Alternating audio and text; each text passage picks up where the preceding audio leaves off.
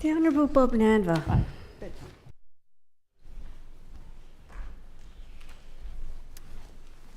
Madam Deputy President, since being elected to this place, I've had the privilege of using this platform to advocate on a range of local matters, many of which have been passionately advocated by communities in my duty electorates of Goulburn, Murray and Badgerys Creek.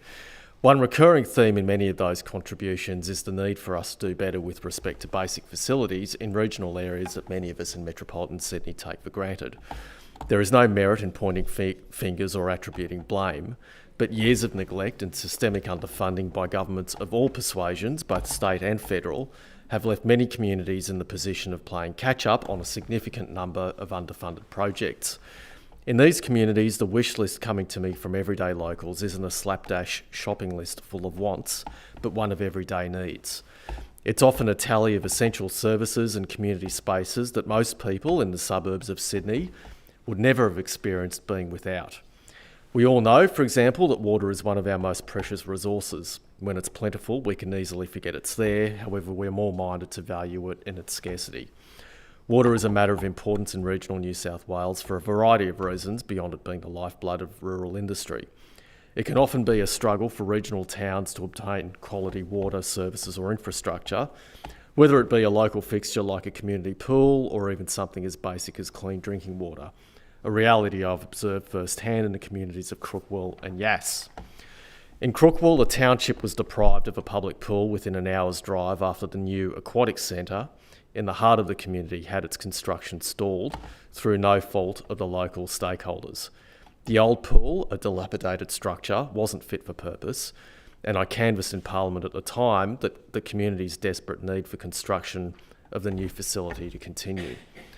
Crookwell sweltered through the summer of 2023 as the fate of the pool hung in the balance. I visited the site several times as progress was steadily made. However, a further funding tranche was required to bring about the temporary amenities required to bring it online in the summer of 2024.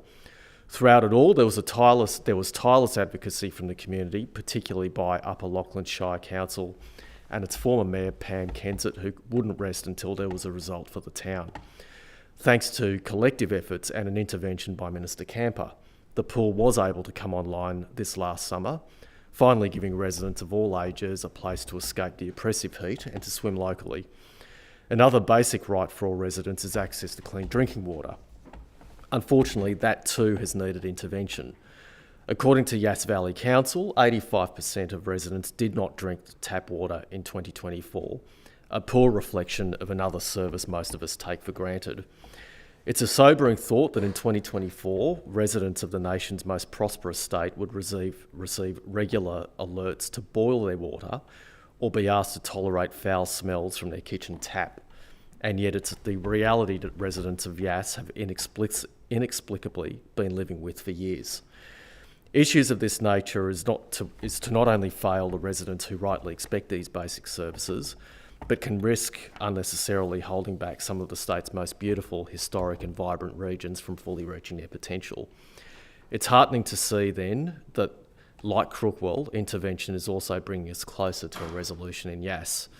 A contribution of $18 million from the New South Wales Government towards the refurbishment of existing water treatment plants and the construction of new assets will finally see steps taken to rectify this most essential of services. These are important investments and governments must see them through. People from Crookwell and Yass are hardworking and they don't ask for much, just to be given a fair go and to have access to proper services like everyone else. I'm optimistic that although finances are scarce and the task of rolling out new infrastructure is an ongoing endeavour, that we'll always be steered in the right direction if we keep our ears to the ground and base our priorities on the lived realities that people outside our major cities share with us.